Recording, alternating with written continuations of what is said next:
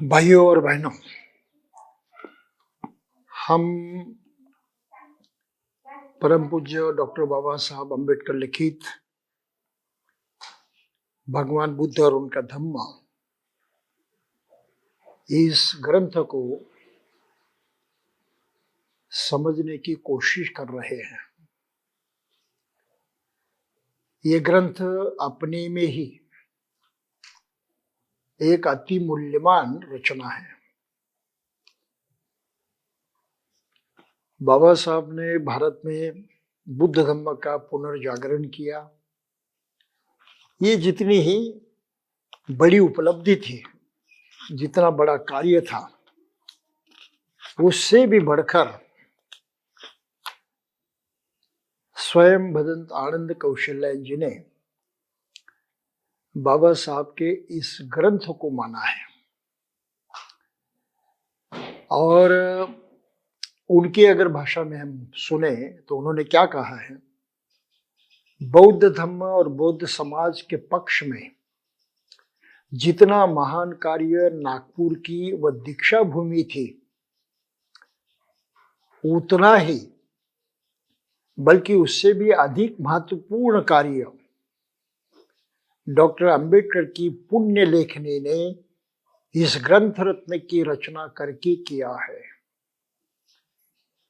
मतलब साफ है कि बाबा साहब का दीक्षा समारोह इन लाखों लोगों के साथ, उससे भी बढ़कर इस ग्रंथ की रचना ये महत्वपूर्ण है। और बंदे जी ने बिल्कुल ही सही बात कही है और इसका ही कुछ हम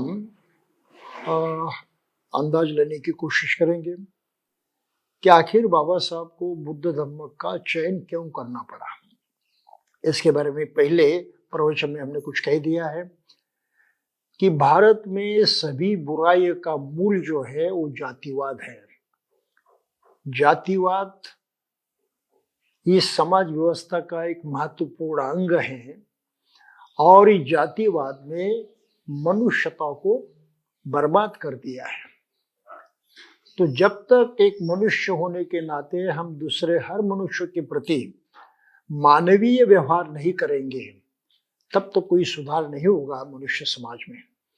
और ये मानवीय व्यवहार होना असंभव हुआ है क्योंकि जात पात के जरिए हर आदमी दूसरे हर आदमी को ऊंची या नीची जाति का मानकर उसका अपमानित करता है, उसके खिलाफ व्यवहार करता है, उसको प्रताड़ित भी करता है।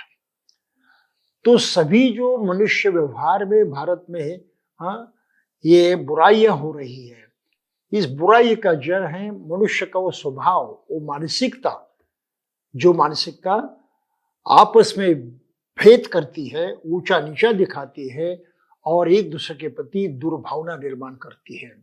ये असली कारण है।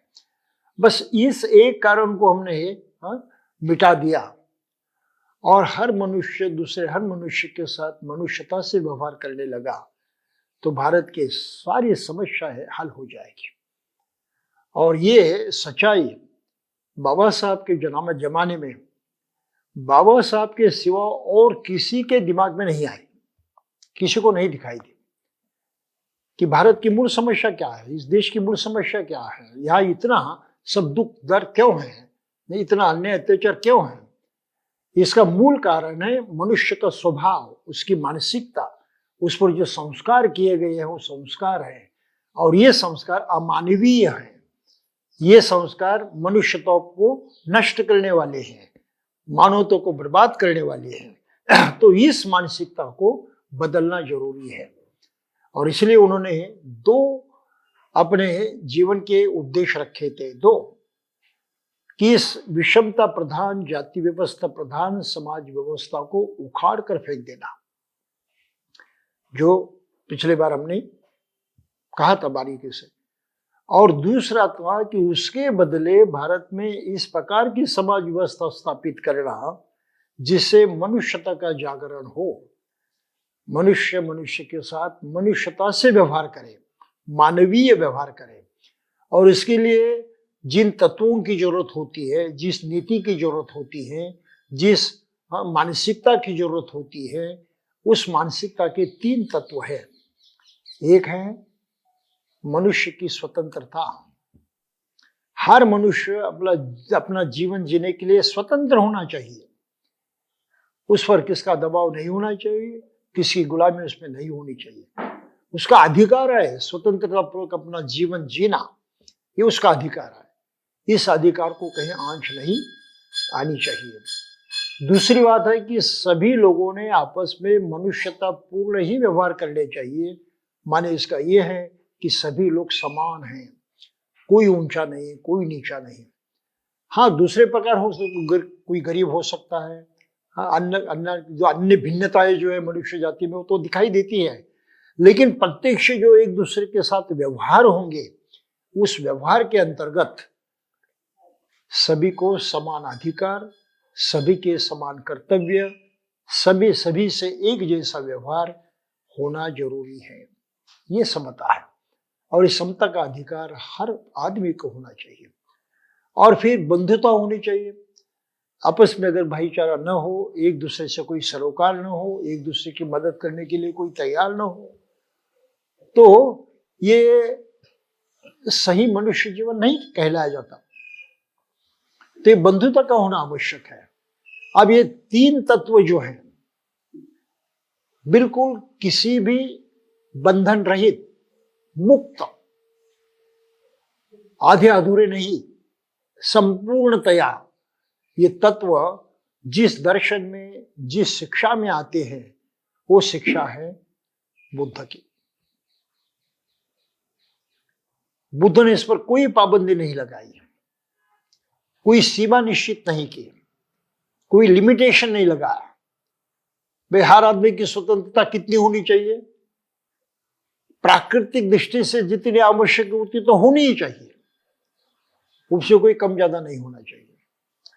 तो बुद्ध ने इतनी स्वतंत्रता जो है सीमा रहित रखी है।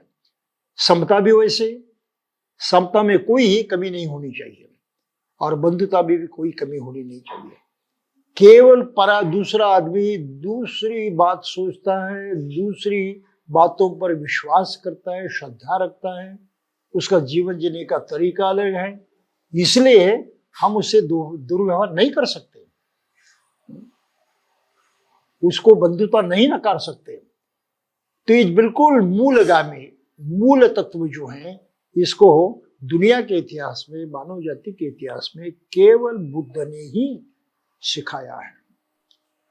और इसलिए भारत को अगर सही में उन्नत होना है, प्रगतिशील होना है, अपनी सभी बुराइयों से मुक्त होना है, तो उसके लिए इस प्रकार के नए समाज का निर्माण होना आवश्यक है।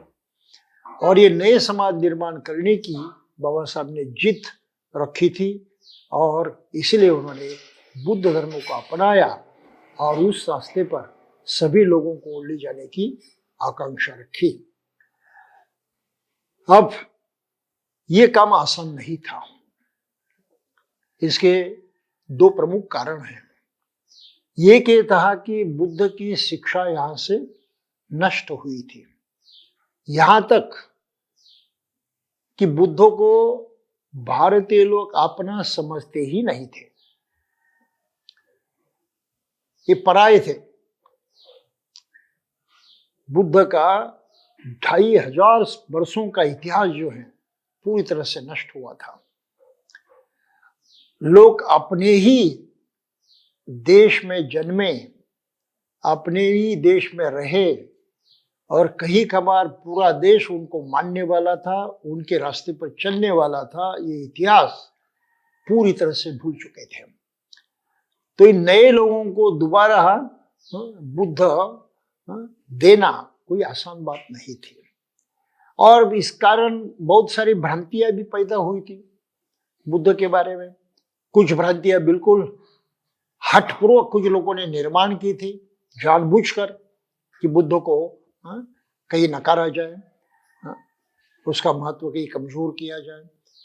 तो ये सारी जो मानसिकता मनुष्य की थी, इस मानसिकता से उनको उबारना जरूरी था, और इसलिए उनके सामने बुद्ध को इस ढंग से प्रस्तुत करना जरूरी था कि वो सही में हमारे करीब है एक मनुष्य होने के नाते, और हमारा और उनका सही नाता प्रस्थापित हो सकता है।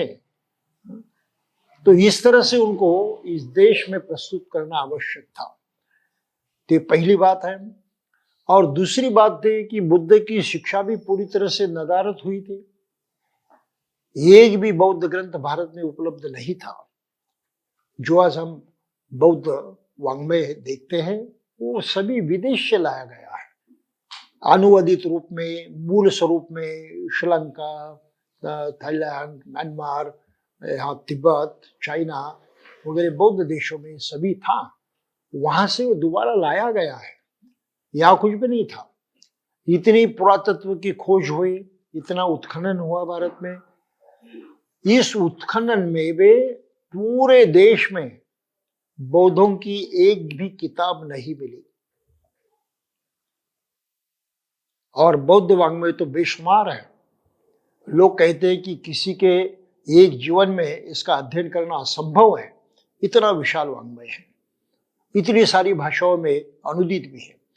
फिर भी भारत में बुद्ध धर्म इस तरह से नष्ट किया गया था कि यहाँ एक ग्रंथ भी बाकी नहीं था।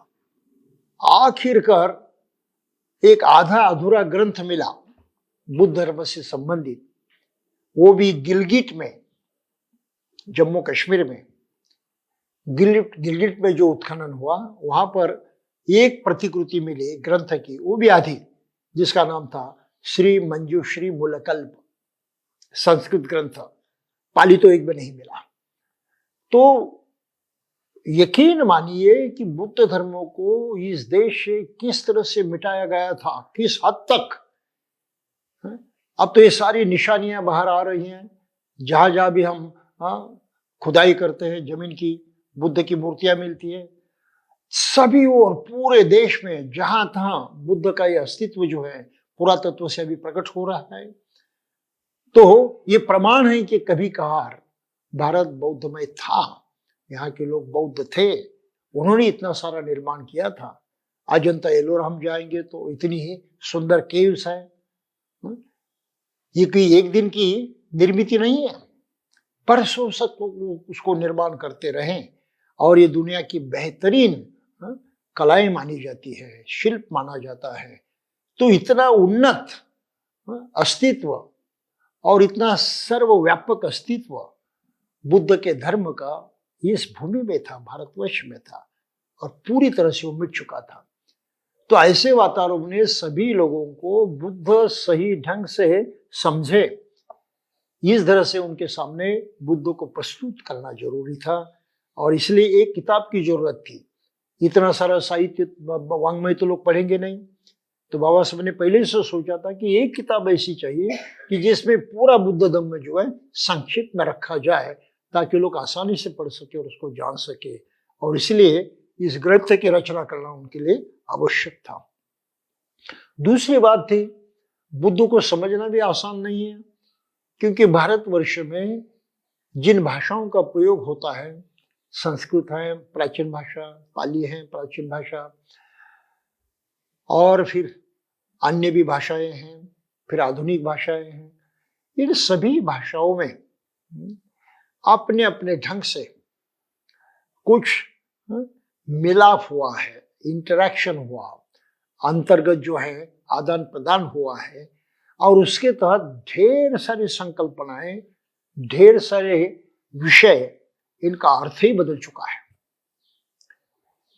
तो जिन शब्दों का अर्थ बदल चुका है, पाली बुद्ध धर्म में हमको एक शब्द मिलता है, वही हमको संस्कृत हिंदू धर्म में मिलता है, वही और किसी धर्म में भी मिलता है, लेकिन तीनों शब्द के अर्थ एक समान नहीं होते, उसमें बड़ा अंतर निर्माण हो जाता है। तो ये जो अंतर है, इसके कारण बहुत भ्रांतियां फैल चुकी है। तो इस भ्रांतियों को भी बाबा साहब ने अपने सामने रखने की कोशिश की है। और खास उदाहरण तौर पर उन्हें कहा है कि कर्म ऐसा सिद्धांत है, सभी धर्मों में है, सभी धर्मों में कर्म है। लेकिन बुद्ध ने जिस अर्थ से कर्म को सिखाया है, वैसा अन्य धर्मों में नहीं है। तो हमें बुद्ध की उस शिक्षा को, बुद्ध की कर्म की जो ये कहानी है, उसको असली रूप में सामने रखना जरूरी है, जो बाबा साहब ने यहाँ काम किया है। जैसे पुनर्जन्म, ढेर सारे धर्म पुनर्जन्म मानते हैं, और खासकर भारत में तो हिंदू धर्म पुनर्जन्म पर बहुत ही विश्वास करता है। कुछ धर्म तो नहीं मानते पुनर्जन्म को, जैसे इस्लाम नहीं मानता, क्रिश्चियन लोग नहीं मानते, लेकिन अन्य बहुत सारे धर्म हैं जो पुनर्जन्म को मानते हैं। लेकिन बुद्ध ने पुनर्जन्म की जो जानकारी हासिल की थी, ज्ञान अवगत किया था, वही ज्ञान अन्य धर्मों के लोगों के पास नहीं है। तो अर्थ दोनों में एक जैसा नहीं हो सकता, उससे बड़ा अंतर हो जाता है। तो इन सभी भ्रांतियों को मिटाने की आवश्यकता थी, और इसलिए बाबा साहब को इस ग्रंथ की रचना करनी पड़ी। तो भारत के समूचे भविष्य को एक नई दिशा प्रदान करने का एक अत्यंत महत्वपूर्ण कार्य बाबा साहब ने इस ग्रंथ की रचना करते हुए किया है। अब यहां तक तो हो कहानी हम समझ चुके हैं, लेकिन जब इस ग्रंथ को पढ़ते तब भी गड़बड़ होती है। ऐसे कुछ विषय हैं यहाँ जिसको लेकर आदमी भ्रमित हो जाता है, समझ में नहीं आता कि क्या करे क्या नहीं। और हकीकत तो यह है कि बाबा साहब का धर्मांतर हुआ, उसे अब लगभग 65 साल हो चुके हैं, 65 ईयर्स। और 65 सालों से कुछ लोग बुद्ध धर्म के अनुयायी बन चुके हैं बाबा साहब की वजह से। और उनकी आज की दिक्कत है कि इस ग्रंथों को पढ़ने से वो पूरी तरह से समझ में नहीं आ रहा है। बहुत गलतियां महसूस होती है, या समझदारी में बहुत भारी कमी आ जाती है। तो ये लोग तो पढ़ते हैं इस ग्रंथों को, विद्वान लोग तो उसका अध्ययन भी भली भांति करते हैं, लेकिन सभी लोगों के मन में भ्रांतियां हैं। तो इस भ्रांतियों को मिटाना भी बहुत जरूरी है, और इसलिए बाबा साहब ने ये रचना की है। अब तीसरी बात है, ये आधुनिक काल है, प्राचीन काल नहीं है। विज्ञान ने बहुत भारी प्रगति की है, और मनुष्य के जीवन में और उसकी सोच में बहुत ही भारी कहे कि स्थित्यंतर किया है, बहुत बदलाव, भारी बदलाव लाया है। अब इस नए युग में जहाँ साइंस प्रधान है, विज्ञान प्रधान है, वैज्ञानिक सोच मायने रखती है और उसका बड़ा ही महत्व है, तो इस वैज्ञानिक सोच के अनुसार क्या बुद्ध की शिक्षा सही है या गलत है, इस कसौटी पर वो सही उतरती है या गलत साबित होती है, क्या वो आज के जमाने में अपनाने योग्य है या नहीं है, ये भी सवाल पैदा होते हैं। तो इनको भी मद्देनजर रखते हुए बाबा साहब ने इस ग्रंथ की रचना की है। तो इसको हम अभी ग्रंथ के बारे में कुछ समझने की कोशिश करेंगे। पहला सवाल है, भारत में जिस धर्म का प्रभुत्व है, जिसको हम हिंदू धर्म कहते हैं, इसमें जितनी भी धार्मिक कथाएं हैं, धर्म ग्रंथ हैं, उनका जो विषय है वो ईश्वर से लेकर आत्मा को लेकर स्वर्ग नरक आदि बातों से है, और इसका कोई ठोस प्रमाण किसी के पास नहीं है। यहाँ के सभी देवी देवता काल्पनिक हैं, किसी का एक मनुष्य होने के नाते, यहाँ जन्म पाने के नाते कोई भी प्रूफ नहीं है, किसी का भी नहीं। और फिर यहाँ बुद्ध धर्म को नष्ट करने के लिए जो तरकीब अपनाई गई, उसमें भी बुद्ध को देवताओं में शामिल किया गया, और बुद्ध एक अवतार माना गया कि विष्णु नामक देवता है, उस देवता का अवतार यानी बुद्ध है। तो बुद्ध आखिर देवता ही है। और जैसे सभी देवता काल्पनिक हैं, तो बुद्ध भी उस कल्पना के शिकार हो गए, अतीन्द्रिय हो गए, मनुष्य के जो ज्ञान की परिधि है, उससे भी वो परे हो गए। तो इस तरह से बुद्ध के बारे में बहुत भारी भ्रांति फैल गई और लोग कहने लगे बाकी जैसे ईश्वर है, देवी देवता है, बस बुद्ध भी वैसे एक है, तो कोई खास नहीं है। तो इस भ्रांति को भी मिटाना बहुत जरूरी था और इसलिए बाबा साहब ने इस ग्रंथों को उस ढंग से लिखा है। तो पहला सवाल उन्होंने इसी बात को लेकर छेड़ा है कि क्या बुद्ध मनुष्य थे, बुद्ध से हमारा क्या वास्ता है। लोग नहीं मानते थे बुद्ध को।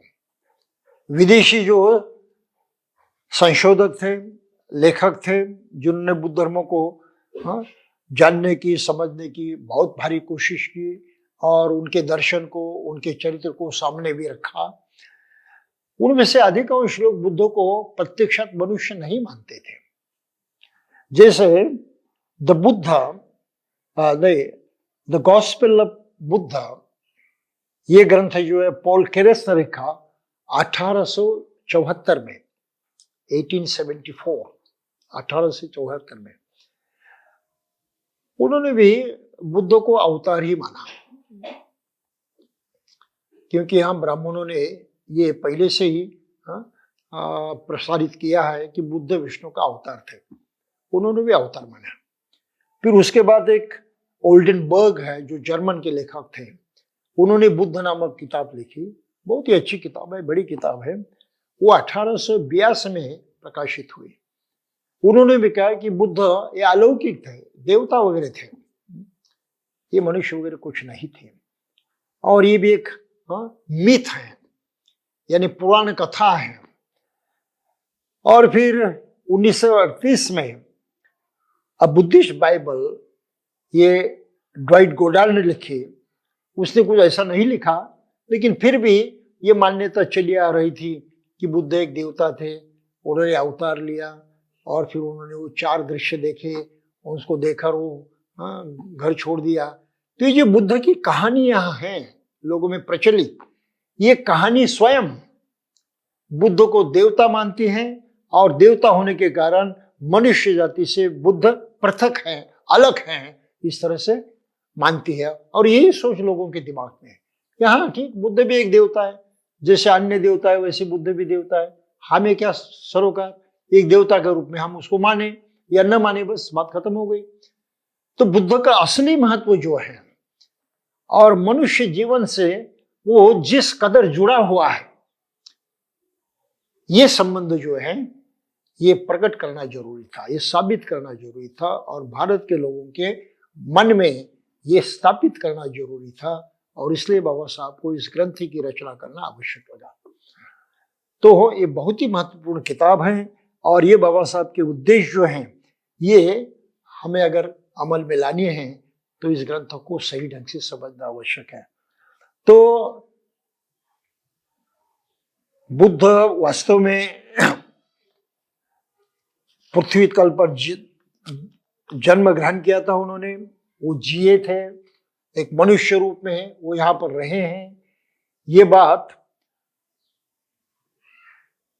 बहुत सालों तक तो लोगों को मालूम नहीं थी, लेकिन लॉर्ड कनिंघहैम, ये जो ब्रिटिश लेखक थे और एक वहाँ के अधिकारी थे उस वक्त के, उन्होंने जो संशोधन किया वो लुम्बिनी पहुंचे, वहां उनको अशोक का स्तंभ मिला और उस स्तंभ पर पाली भाषा में और वहाँ की धम्म लिपि लिखा गया है, लेकिन वो बहुत दिन कुछ पढ़ नहीं पाते थे। तो एक आखिर प्रिंसेप नावा ये दूसरे अधिकारी थे, उन्होंने ब्रह्म लिपि कैसी पढ़नी है वो हो जाने, उसको तो वैसे धम्म लिपि कहा जाता है, लेकिन उस वक्त तो ब्रह्म लिपि कहते थे।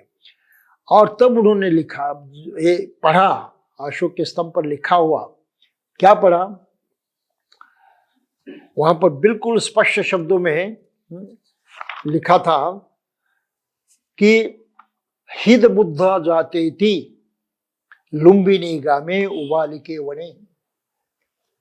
यहां पर बुद्ध पैदा हुए थे, बुद्ध का जन्म यहां हुआ था।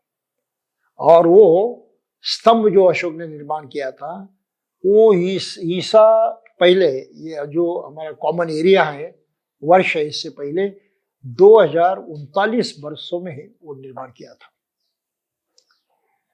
तो अभी 2200 चल रहा है, 2200 में 249 मिला दीजिए, इतने साल पहले वो स्तंभ उन्होंने निर्माण किया था। तब से लोग समझने लगे कि बुद्ध वास्तविक मनुष्य थे, मनुष्य के रूप में जन्मे थे।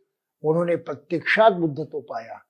तो उनका मनुष्य होने का ये जो ये सच्चाई है, ये बहुत मायने रखती है, और बाबा साहब ने उस पर जोर देने की कोशिश की है। अब आखिरी सवाल ये है कि यहाँ भारतीय लोगों की मानसिकता, उनके श्रद्धा, उनके विचार, उनकी धारणाएं, आचरण की पद्धतियां बहुत अलग अलग है, भिन्न भिन्न है, और एक दूसरे से वो टकराती भी हैं, एक दूसरे से मेल नहीं खाती। ऐसी स्थिति में इन लोगों को बुद्ध धम्म कैसे सिखाए, इन भ्रांतियों को कैसे मिटाएं? बुद्ध की शिक्षा में तो ये सब कुछ आता नहीं है, वो तो सरल सरल शिक्षा है। लेकिन आधुनिक काल में हमारे मन इतने मैले हो चुके हैं, इसमें इतनी बुरी धारणाएं जम कर बैठी हैं, उनको हटाना भी जरूरी है। तो उस दृष्टि से लोगों को समझाने की कोशिश बाबा साहब ने इस ग्रंथ में की है। ये ऐसी ऐसी स्थिति है, हमारी मानसिकता इस प्रकार है, लेकिन बुद्ध का कहना ऐसा, बुद्ध ने जो वस्तु स्थिति बनाई वो अलग है। तो इस तरह से भी इस पर उन्होंने प्रकाश डालने की कोशिश है। इसलिए ये पारंपरिक तरह का धम्म ग्रंथ नहीं है, जहां बुद्ध का चरित्र, उनकी शिक्षा और बस खत्म हो गया, ऐसा नहीं है। तो उन्होंने आधुनिक काल की कुछ मान्यताएं उसमें समाहित की है, और उनको स्पष्टीकरण करते हुए, बुद्ध के साथ तुलना करते हुए लोगों को समझाने की कोशिश की है। तो एक खास ग्रंथ है, इस प्रकार का ग्रंथ आज तक दुनिया में किसी ने नहीं लिखा। और इसलिए भदंतानंद कौशल ने जो कहा, ये बात बिल्कुल सही है कि धम्म दीक्षा से भी बढ़कर बाबा साहब का अगर कोई बड़ा कार्य है धम्म के बारे में, तो इस ग्रंथ की रचना है, और ग्रंथ रत्न कहते हैं। तो ये बातें समझते हुए हमें आगे बढ़ना है। अब हुआ ऐसे कि बाबा साहब ने इस ग्रंथ की रचना करने का काम आरंभ किया 1951 में, लेकिन हम जानते हैं कि वो उस वक्त बहुत व्यस्त थे। संविधान तो पारित हो चुका था, वो कानून मंत्री भी थे, फिर उनको इस्तीफा देना पड़ा, और उसके बाद भी वो अन्य तरह से अपनी सेवाएं करते रहे। खासकर बुद्ध धर्म की ओर आकर्षण होने के कारण बुद्ध धर्म को प्रत्यक्षात इस भूमि में लाने का उन्होंने प्रयास किया था। और वो अकेला धर्मांतर नहीं करना चाहते थे, वो सामूहिक ढंग से, जितने लोग आएंगे उतने ज्यादा से ज्यादा लोगों को लेकर धम्म दीक्षा लेना चाहते थे। इसका कारण है, एक अकेला व्यक्ति धम्म दीक्षा लेता है तो उस तक ही मर्यादित होती है, सीमित होती है। बाबा साहब ये सारे भारतवर्ष को, दुनिया को दिखाना चाहते थे कि ये भारत की जरूरत है, यहाँ की जनता की जरूरत है, और समझदार जनता ने ये कदम उठाया है। ये आम जनता के लिए जाहिर हो, उनको पता चले कि भारतवासी इस सच्चाई को अब समझ चुके हैं और उस रास्ते पर चलने के लिए तैयार हैं। इसलिए ज्यादा से ज्यादा लोगों को साथ लेकर वो धम्म दीक्षा लेना चाहते थे। अब समझ रहे इस बात को। और ये बहुत ही महत्वपूर्ण समारोह इसी नागपुर के दीक्षा भूमि पर संपन्न हुआ। अब जरा सोचिए, लगभग 1500 साल, 1000 से 1500 वर्षों तक भारत में बुद्ध धर्म का कोई अस्तित्व नहीं था, पूरी तरह से नष्ट हो चुका था। इतने वर्षों के बाद बाबा साहब ने बुद्ध को अपनी मातृभूमि में लाया, उनके धर्म को अपनी मातृभूमि में लाया और उनका स्वागत उन्होंने भारत की इस नागपुर की दीक्षा भूमि पर किया। सही है, ये बुद्ध का आगमन हुआ है, धम्म का आगमन हुआ है और इनका आगमन जो हुआ उसका स्वागत बाबा साहब ने अकेले ने नहीं किया। इस भूमि के 5 लाख से भी अधिक लोगों को साथ लेकर ये पूरी जनता के सहायता से उनकी ओर से उन्होंने बुद्ध का स्वागत किया, धम्म का स्वागत किया। तो इस दीक्षा भूमि का इस तरह से बहुत ही महत्व है और बाबा साहब ये चाहते थे कि भारत बौद्धमय हो। तो जिस भूमि में बाबा साहब ने बुद्ध का स्वागत किया, धम्म का स्वागत किया, क्या वहीं से भारत बौद्ध में होने का काम नहीं चलना चाहिए?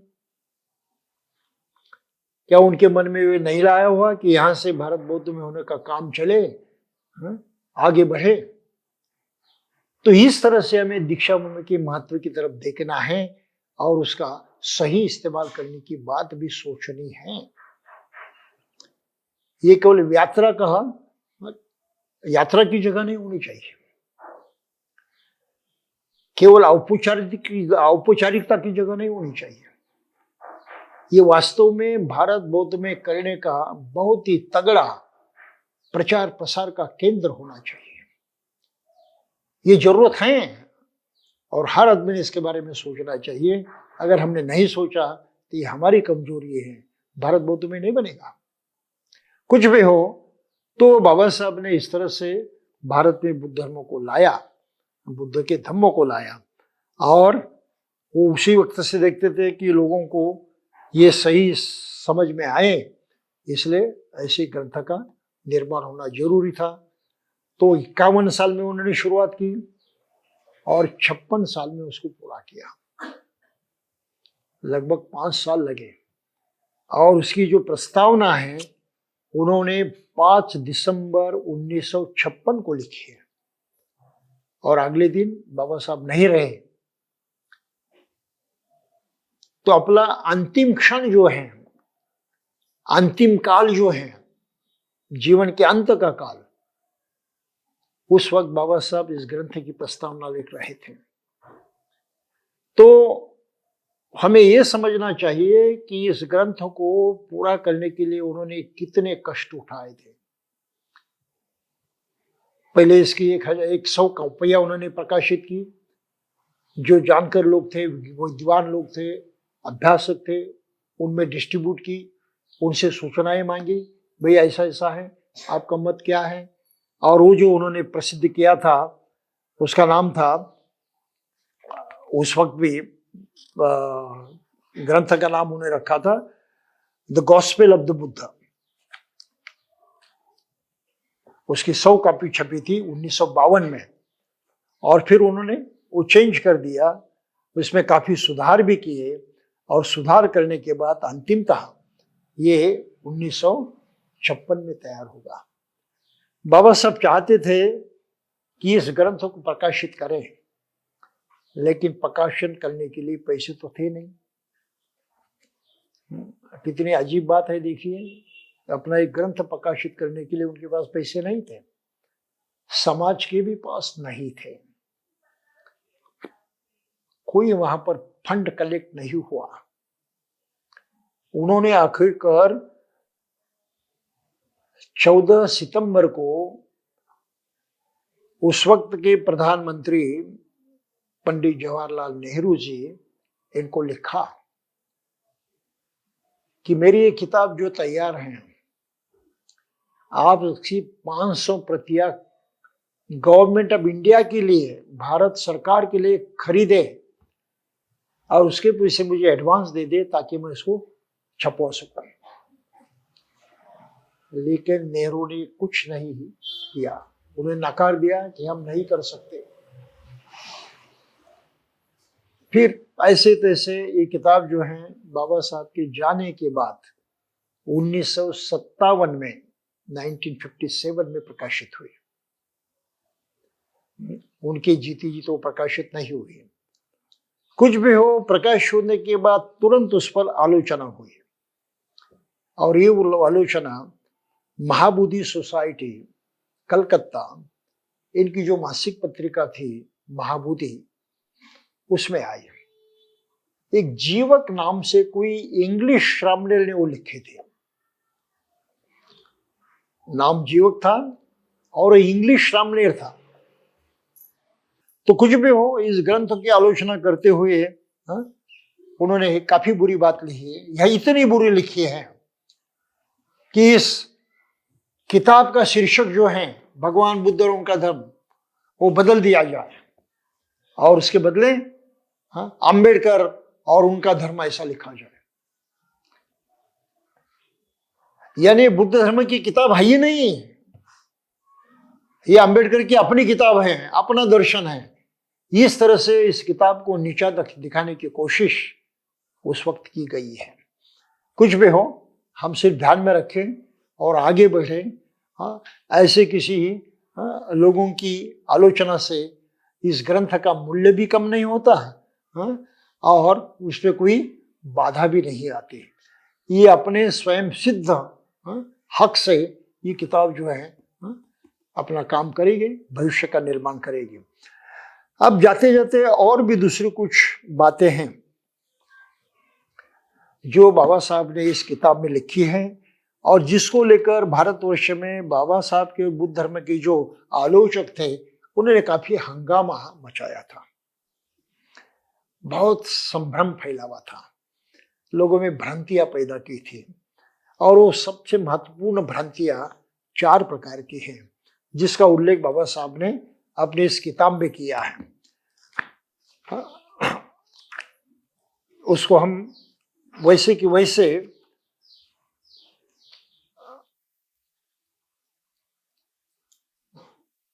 जानने की कोशिश करेंगे। बाबा साहब ने अपनी किताब में लिखा है परिचय, कि वो कहते हैं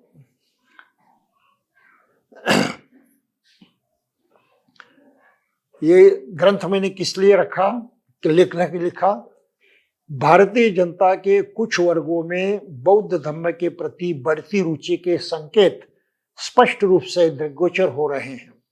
इसके साथ साथ एक और स्वाभाविक मांग भी उत्तरोत्तर बढ़ती जा रही है, और वो है भगवान बुद्ध के जीवन और उनकी शिक्षाओं के संबंध में एक स्पष्ट तथा सुसंगत कथन के। किसी भी अबौद्ध के लिए यह कार्य अत्यंत कठिन है कि वह भगवान बुद्ध के जीवन और उनकी शिक्षाओं को एक ऐसे रूप में पेश कर सके और उनमें पूर्ण रूप से सब कुछ सुसंगत हो। बड़ा कठिन काम है। निकायों के आधार पर भगवान बुद्ध का जीवन चरित्र सुसंगत रूप से लिखना केवल कठिन ही नहीं प्रतीत होता, वरन उनकी शिक्षाओं के कुछ भाग भी सुसंगत अभिव्यक्ति और भी अधिक कठिन हो जाती है। तो ये सब कठिनाइयों को मद्देनजर रखते हुए फिर बाबा साहब ने कुछ मुद्दों को सामने रखा है। वो कहते हैं कि कुछ लोगों को बुद्ध धर्म को मानने के लिए और उसका स्वीकार करने के लिए बाधा पैदा होती है। ऐसे 4 प्रश्न हैं, और ये 4 प्रश्न ऐसे है कि जो बुद्ध धर्म के अध्ययन करने वाले स्टूडेंट है उनके लिए भी है ये सरदर्द की बात है, बड़े सरदर्द की बात है। इसी भाषा में लिखा गया हो। अपने इस प्रस्ताव में उन्होंने कहा था, बाबा साहब ने स्वयं, इसके अंदर नहीं आया हो, तो कौन सी सरदर्द की बातें हैं उनके ही बाबा साहब के शब्दों में हम देखें तो ये उन्होंने बहुत ही स्पष्ट रूप से पिछली बार कहा था। क्या लिखा था उन्होंने अपने इसमें? 4 बातें हैं जो आधुनिक जो मनुष्य लोग हैं, आधुनिक लोग हैं, उनके लिए सरदर्द बन चुकी हैं। उसमें पहली बात है, बुद्ध ने गृह त्याग क्यों किया, अपना घर बार क्यों छोड़ा। तो बुद्ध का जो पौराणिक वर्णन है, पुराणों में आया हुआ, ब्राह्मणों ने लिखा हुआ, और उस पुराणों का जिस बौद्धों पर असर हुआ, उन्होंने भी उसी बात को दोहराया है। क्योंकि बुद्ध का चरित्र जो है, बुद्ध के जीते जी लिखा नहीं गया था। बुद्ध के बाद 600 साल के पश्चात वो लिखा गया है। बुद्ध के बाद 600 वर्षों के बाद अब आदमी की याददाश्त कितनी होगी, ये सब उसको कैसे याद रहेगा। एक पीढ़ी में कुछ होता है, दूसरी पीढ़ी तक जाते जाते में उसमें फर्क हो जाता है। अपने घर की बात सोचें तो हमें अपने पिताजी की मालूमात रहती है अच्छी तरह से, ज्यादा से ज्यादा ग्रैंडफादर, और उसके पीछे जाए तो नाम भी याद नहीं रहते, फिर वो कौन व्यक्ति थे, कैसे दिए, उनके जीवन में क्या हुआ, कुछ पता नहीं। तो हम लगभग 3 पीढ़ी में सब कुछ भूल जाते हैं। यहां तो 600 साल गए। तो बुद्ध का असली चरित्र यहां तक आना संभव नहीं था। और उसमें भी और एक बात हुई है कि प्रत्यक्षात निकायों का निर्माण हुआ, यानी बौद्ध ग्रंथों का निर्माण हुआ, उसका संगायन हुआ, यानी संकलन हुआ, उसमें भी बरसों तक काम चलते रहा और उसमें ढेर सारी बातें नए सिरे से आ गई है। वैसे दीघ निकाय एक निकाय है, ग्रंथ है महत्वपूर्ण, उसमें एक महापदान सूत्र है। ये बुद्ध का वचन नहीं है, लेकिन ग्रंथ में आया है। और उस ग्रंथ में बुद्ध के पहले जो 28 बुद्ध हो गए उनके बारे में कुछ कहा है, और 6 बुद्धों का चरित्र वहां पर दिया गया है। अब ये 6 बुद्ध जो है, इनका चरित्र भी एक स्टैंडर्ड रूप से दिया गया है महापदान सूत्र में। बुद्ध के पहले 5 हुए, कुकुसंद, कोणागमन, कश्यप, और फिर सम्यक संबुद्ध। तो भद्रकल्प के ये हैं, और उसके पहले 24 जो बुद्ध थे उसके भी चरित्र दिए, और उसमें कानून बनाया महापदान सूत्र में। महापदान सूत्र में बुद्ध का चरित्र किस ढांचे में लिखना है वो ढांचा तय कर दिया है। इस फ्रेम में वो बिठाना चाहिए हर बुद्ध का चरित्र। और फिर विपस्सी बुद्ध का चरित्र जो उसमें दिया है, तो सिखी है, विपस्सी है, वेशब्बु है, कुसंदा है, कोणागमन और कश्यप, ऐसे 5 बुद्ध के चरित्र हैं। तो विपस्सी बुद्ध का चरित्र दिया है, उसमें लिखा है आज की जो हम कहानी पढ़ते हैं बुद्ध की, उन्होंने 3 दृश्य कैसे देखे वगैरह, सब घर से घर त्याग कैसे किया, रात के अंधेरे में कैसे भाग गए वगैरह, ये सब उसके अंदर आया है। और सभी बुद्ध का चरित्र उसी फॉर्मेट में उसमें ही उन्होंने फिट कर दिया है। तो आज का जो बुद्ध चरित्र हम जानते हैं वो उस तरह का चरित्र है, बुद्ध का असली चरित्र नहीं है। ये बात जाते जाते ध्यान में रखनी चाहिए। और बाबा साहब ने क्या किया है कि ये सब जो है चरित्र प्रचलित, उसको ही यहाँ सामने रखा है, और फिर 4 प्रश्नों पर जोर देकर उन्होंने बुद्ध का दर्शन समझाने की कोशिश की है। पहला सवाल उन्होंने निर्माण किया है कि बुद्ध ने गृह त्याग क्यों किया।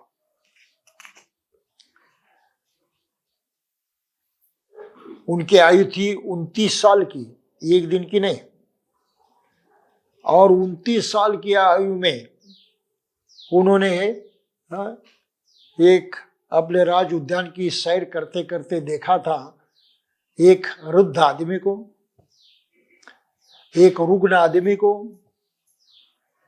एक मृत आदमी को, और फिर एक साधु को देखा था। और इन 4 दिशों पर सोचते सोचते उन्होंने रात के वक्त गृह त्याग कर दिया। ये कहानी बुद्ध के बारे में कही जाती है। और हम जहाँ जहाँ जाएंगे इसे के ही हमको चित्र दिखाई देंगे, शिल्प दिखाई देंगे, इसी को ही बुद्ध के चरित्र के साथ जोड़ा गया और बुद्ध का चरित्र यही माना जाता है। विश्व भर में जहां जहां बुद्ध धर्म गया है सभी पर यही चरित्र चला गया है, लेकिन उसकी हकीकत इस प्रकार की है। अब इस हकीकत को आगे हम बारीकी से समझ लेंगे, लेकिन ये सब बाबा साहब ने इसमें लिखा, ये जो बातें हैं ये लिखी। फिर उन्होंने गृह त्याग का कारण जो है वो अलग ढंग से लिखा है। वो क्यों लिखा, कैसे लिखा, हम उस विषय पर आ जाएंगे, तब समझने की कोशिश करेंगे। लेकिन शुरुआत में उन्होंने इस ग्रंथ की लिखा है कि मैंने क्यों लिखा, इसके और भी 4 कारण हैं जो बौद्ध लोगों के लिए और बौद्ध धर्म जानना चाहते हैं ऐसे लोगों के लिए एक सरदर्द की बात बन चुकी है। पहला कारण है कि बुद्ध का ये 4 दृश्यों को देखकर घर बार छोड़ना, क्या ये सही है? इस पर विश्वास करना मुश्किल है, मानना तो बिल्कुल गलत है। क्योंकि 29 साल की आयु में क्या उस राजकुमार ने अपने स्वयं के माँ बाप को रुद्ध होते नहीं देखा था? उनके खुद के तो माँ बाप रुद्ध होंगे ना 29 साल में, या नहीं होंगे? और कभी ना कभी वो भी तो बीमार होंगे ना, या नहीं होंगे? इनको खुद को भी कहीं ना कहीं बीमारी तो आई होगी ना। 29 साल में बिल्कुल बीमारी नहीं हुई है ऐसा तो कह नहीं सकते कोई। तो 29 साल की इतनी परिपक्व आयु में उन्होंने केवल ये 4 दृश्य देखे और गृह त्याग किया, ये बात समझ में नहीं आती, इस पर विश्वास करना मुश्किल है। तो इसका सही कारण क्या है उसकी ओर ध्यान देना जरूरी है। बाबा साहब ने उस सही कारण की खोज करने की कोशिश की और बहुत ही तर्क संग युक्ति से और बहुत सारी वहाँ की परंपराएं जो हैं उनको सुसंगत इस तरह की नई हकीकत उन्होंने सामने रखी है, वो हम बाद में देखेंगे। लेकिन ये सवाल उन्होंने किया है कि इस कारण लोग बौद्ध बनना नहीं चाहते कि आखिर वो भी ईश्वर है, ईश्वर का रूप है, जैसे अन्य ईश्वर वैसे ही भी ईश्वर है। तो लोगों को बुद्ध अपने नहीं लगते, बुद्ध के पास समीप जाने की उनको कोई इच्छा नहीं होती, ये परायपन जो है वो हमेशा कायम रहता है। फिर दूसरी बात उन्होंने सोची थी, दूसरी बात यह है कि कर्म और पुनर्जन्म, जैसे पहले हमने कहा अनेक धर्म में कर्म है, हिंदू धर्म में तो बहुत ज्यादा मानते हैं, और कर्म के कारण मनुष्य उस जाति में पैदा होता है ये भी मानते हैं, पुनर्जन्म उसका होता है, दोनों भी तत्व मानते हैं। और उन किस तरह से उन्होंने तत्व रखे हैं कि हर आदमी जो कर्म करता है अपने शरीर से, अपनी वाचा से, अपने मन से, वो या तो अच्छा रहता है या बुरा रहता है। अच्छा कर्म उसको पुण्य कहते हैं, बुरा जो उसको पाप कहते हैं। और ये वो करते रहता है जीवित रहते होते तक। मर जाने के बाद फिर उस कर्म का हिसाब जो है ईश्वर रखता है और उस आदमी को उस हिसाब के अनुसार पुनर्जन्म देता है और पिछले पाप कर्म की सजा भी देता है। एकाएक से स्वर्ग में नहीं भेजता, लेकिन आखिरकार उसने बहुत बुरा कर्म किया तो नरक में जाता है, सबसे अच्छा कर्म किया तो स्वर्ग में जाता है। ये ईश्वर के हाथ में। और इस कर्म के कारण ही आदमी को अलग अलग ढंग का जन्म प्राप्त होता है। तो कोई ब्राह्मण है, कोई क्षत्रिय, कोई शूद्र है, क्यों है? तो पिछले जन्म उन्होंने जो कर्म किया था उसके हिसाब से ईश्वर ने उनको ये जन्म दिया है। ये सिद्धांत भारत में चल रहा है, आज भी इस सिद्धांत को लोग मानते हैं। ये हिंदू धर्म की महत्वपूर्ण शिक्षा मानी जाती है। तो फिर संभ्रम पैदा होता है कि बुद्ध ने भी कर्म सिखाया, बुद्ध ने भी पुनर्जन्म सिखाया, तो क्या बुद्ध ने ये सिखाया? है ना प्रॉब्लम? तो ये सिरदर्द की बात हो गई बुद्ध धर्म के अध्ययन करने वालों के लिए भी। मेरा स्वयं का अनुभव है, मेरी धम्म दीक्षा बैंकॉक में हुई है, वहाँ की बुद्धिस्ट यूनिवर्सिटी में, और वहाँ के बहुत सारे भिक्षु प्राध्यापक मेरे दोस्त हैं, वहाँ के वाइस चांसलर वगैरह वो भी मेरे दोस्त हैं। तो दूसरे एक मेरे प्राध्यापक मित्र थे जो कभी कभार भारत में रह चुके थे। पूना यूनिवर्सिटी से उन्हें एमए और पीएचडी किया पाली और बुद्धिज्म में। और जब मैं उनके विहार में रहता था तो एक दिन उन्होंने मुझे एक सवाल पूछा। उन्होंने कहा कि भारत में जाति प्रथा है। तो मैंने कहा तुम तो जानते हो, भारत में रह चुके हो तुम, पूना यूनिवर्सिटी में, जात पात को तो तुमने देखा होगा। हाँ मैंने देखा है मैंने। और फिर ऐसी बातें करते करते वो कह गए कि तुम अछूत परिवार में पैदा हुए थे। मैंने कहा बिल्कुल। तो इसका कारण जो है, पिछले जन्म में आपने कुछ बुरा कर्म किया होगा, इसलिए अछूत परिवार में पैदा हुए। अब मैं बहुत तो आश्चर्यचकित हुआ। बुद्ध ने तो ऐसा कहीं नहीं कहा, और ये तो बौद्ध भिक्षु हैं, एमए पीएचडी हैं, कोई साधारण आदमी नहीं है। और ये बुद्ध की ही कर्म का और पुनर्जन्म का दाखला देकर मुझे कहते हैं कि तुम अछूत जाति में पैदा हुए क्यों कि तुम्हारा पिछला कर्म कुछ ना कुछ पाप में होगा। तो मैंने कहा इनकी अक्ल तो ठिकाने नहीं है, ये बुद्ध की बात नहीं कर रहे हैं, ये हिंदू के कर्म की बात कर रहे हैं। तो इनको बुद्धिज्म समझ में आया ही नहीं। ये हकीकत है, प्रत्यक्ष हुआ ये मेरे साथ, ये कहानी नहीं है। तो पाली का अध्ययन करने वाले, बुद्ध धर्म का अध्ययन करने वाले सभी लोग सही ढंग से समझते हैं ऐसा नहीं हो, क्योंकि हिंदू धर्म का प्रभाव होने के कारण इनका भी दिमाग जो है वो घूम जाता है और गड़बड़ी होती है, जैसे इस प्राध्यापक के हुई। तो मैंने कहा ये तो बुद्ध की बात नहीं कह रहे आप। बुद्ध का कर्म सिद्धांत अलग है, पुनर्जन्म का सिद्धांत अलग है। आप तो उससे विपरीत कह रहे थे। No no no no, this is what Buddha said. नहीं, यही बुद्ध ने यही कहा। फिर मैंने सोचा कि उनको अभी आड़े हाथ लेना जरूरी है। मैंने उनको प्रतिपष्ट किया। सबसे घिनौना कर्म हमने किया और इसलिए अछूत जाति में पैदा हुए, ऐसा तुम्हारा कहना है? उन्होंने कहा बिल्कुल। तो मुझे ये बताइए कि तुम्हारे देश में, इस थाईलैंड में ऐसा घिनौना बहुत बुरा कर्म करने वाले लोग है या नहीं? उन्होंने कहा हमारे यहां भी लोग हैं ऐसे, आज भी करते हैं या नहीं? हाँ, आज भी करने वाले लोग हैं। पहले भी करने वाले थे या नहीं? उन्होंने कहा हाँ, पहले भी कुछ लोगों ने किया होगा। दुनिया में सब जगह बुरे करने वाले लोग होते हैं, बहुत ही बुरा करने वाले होते हैं, हमारे देश में भी है। मैंने फटाक से उनको सवाल पूछा, तो तुम्हारे देश के लोग अछूत क्यों पैदा नहीं होते? सीधा सा सवाल है ना। भारत में अछूत पैदा होते हैं, दुनिया में क्यों नहीं पैदा होते? तो फिर उसका सर घूमने लगा। उसने कहा मेरी तो समझ में नहीं आ रहा है, लेकिन तुम जो कहते हो बात सही है।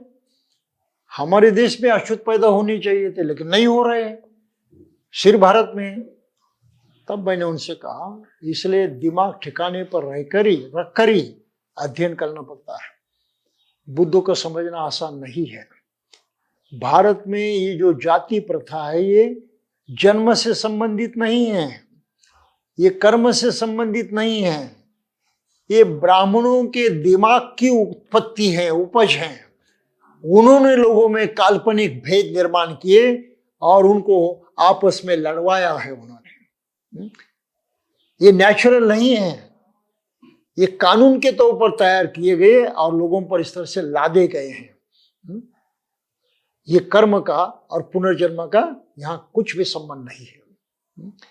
और फिर मैंने कहा वे हमारे पुरखे जो थे वो एक बार अछूत जन्म में तो मरते दम तक अछूत ही जीते रहे, सही है। अब तुम्हारे हिसाब से कहने से मैं अछूत परिवार में पैदा हुआ, लेकिन क्या मैं अभी अछूत हूं? अगर ईश्वर का ये सब किया कराया हो तो मैं अछूत पैदा हुआ तो मरना भी मेरे लिए अछूत ही था। वो अछूत धर्म का पालन करते करते ही मृत्यु आ जाती। हाँ? ये वास्तविकता है, ये उनकी हकीकत है।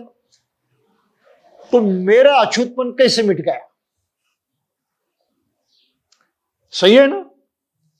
उसने कहा ये तो बात है सोचने लायक, तुम्हारा अछूतपन कैसे मिट गया? तब मैंने कहा इसलिए तुम गलत सोच रहे हो। हिंदुओं की सोच तुम्हें बुद्ध के धर्म में मिक्स कर दी है, और ये गलती आगे कभी नहीं करना। तो दुनिया में भी इस प्रकार के बहुत सारे भ्रम फैले हुए हैं बुद्ध की शिक्षा को लेकर, और इसलिए बाबा साहब ने कर्म और पुनर्जन्म के सिद्धांत पर अपनी किताब में बहुत सही ढंग से लिखा है, साइंटिफिक ढंग से लिखा है। ये अगर हमने सीखा ठीक से और इसी का प्रचार भारतवासियों में किया, सभी जाति धर्मों के लोगों में, तब उनके दिमाग ठिकाने आ जाएंगे और जात पात पर विश्वास करना वो छोड़ देंगे। आपको समझ रहे हैं? ये हमारी जिम्मेदारी है उनको सिखाने की। वो बौद्ध न बने, कोई हर्ज नहीं है, लेकिन कम से कम इस सच्चाई को जाने कि किस तरह से उनको गुमराह किया गया है और किस तरह से ब्राह्मणों ने उनको मूर्ख बनाया और जाति के शिकार हुए। तब वो जात छोड़ देंगे।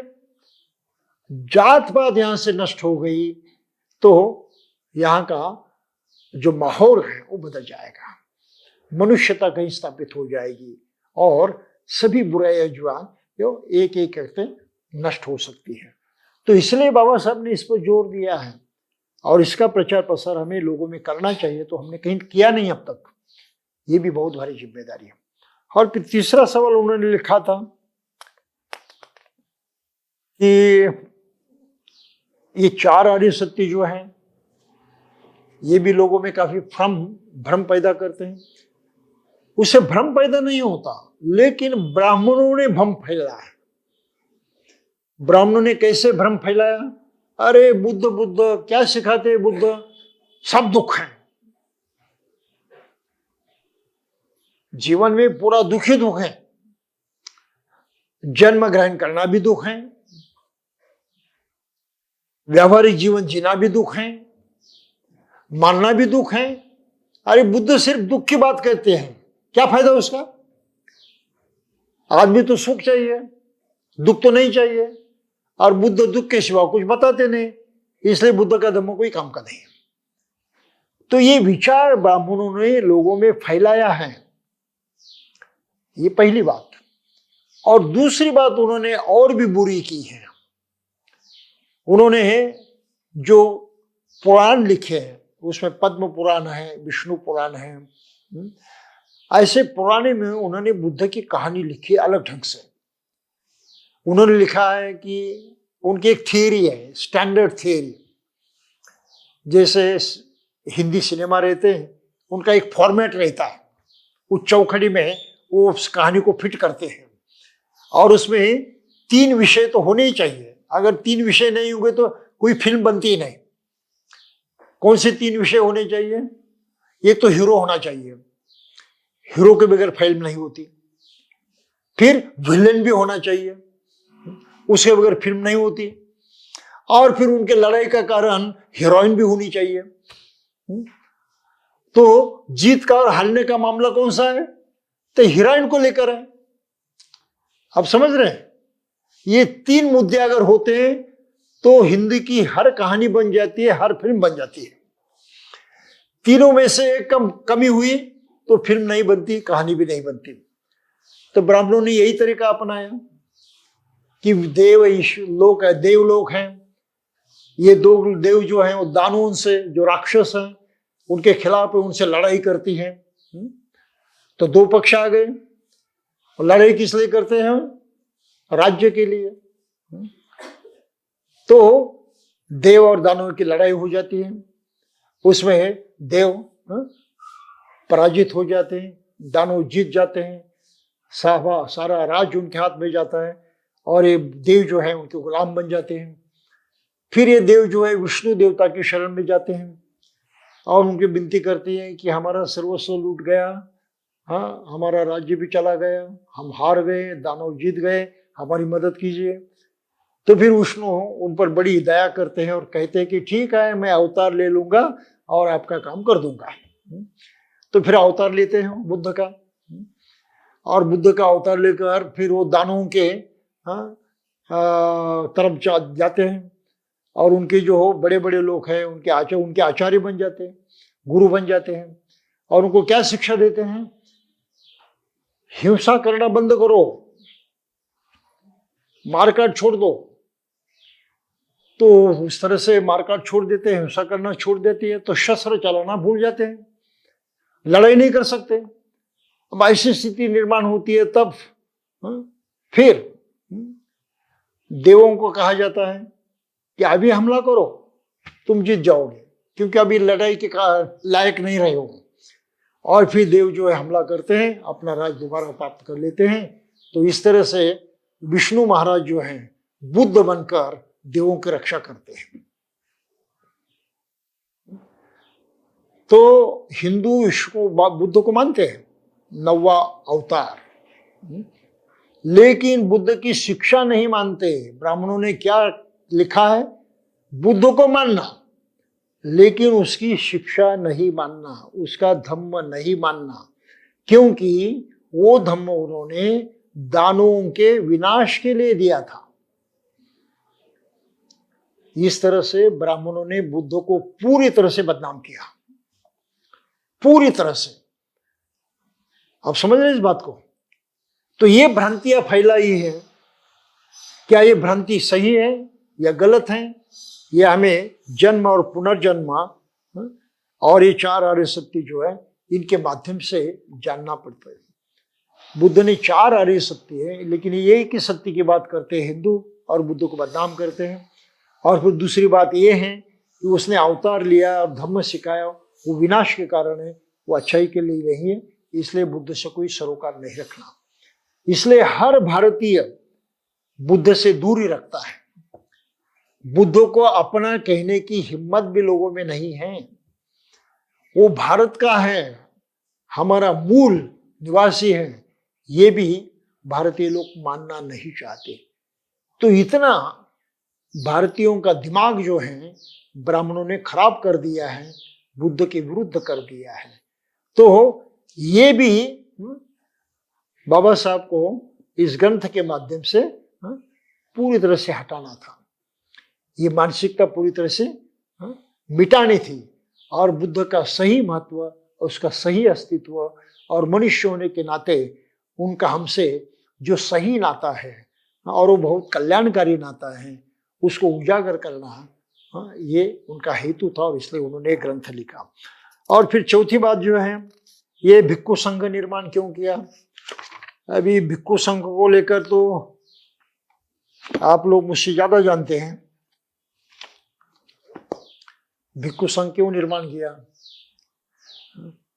इसका जवाब आसानी से किसी को आता नहीं है,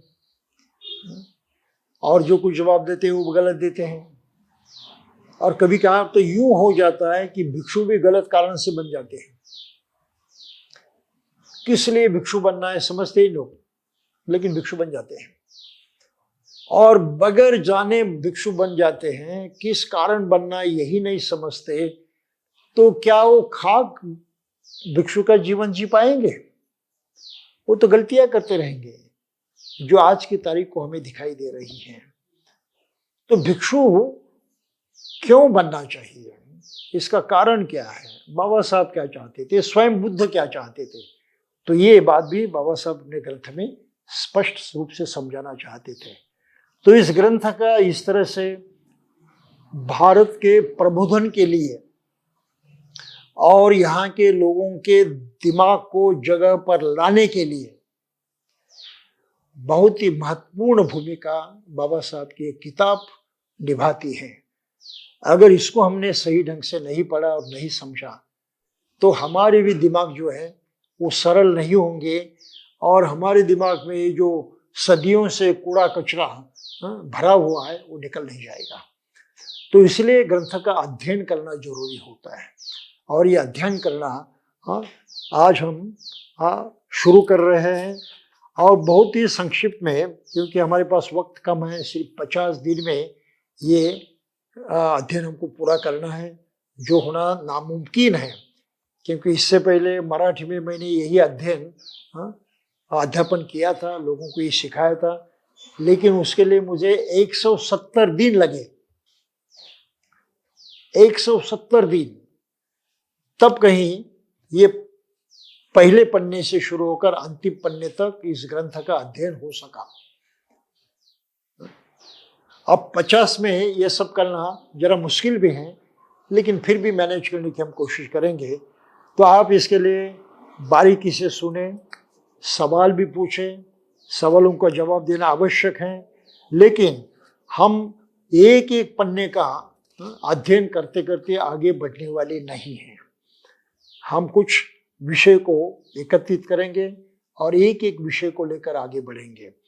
तो पहला विषय जो है ये अर्थात बुद्ध के चरित्र को लेकर है, और इस चरित्र को लेकर जो भी कुछ जानकारी आपको देनी है, मैं तो अभी नहीं दे सकता, क्योंकि अभी तो अपना समय लगभग समाप्त होने को आया है, लेकिन अगली बार हम बुद्ध चरित्र की शुरुआत करेंगे।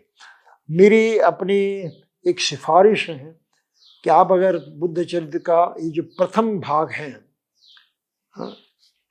खंड 1 प्रथम भाग जो है, जहां सिद्धार्थ गौतम किस प्रकार बोधिसत्व से बुद्ध बने, ये विषय आया है।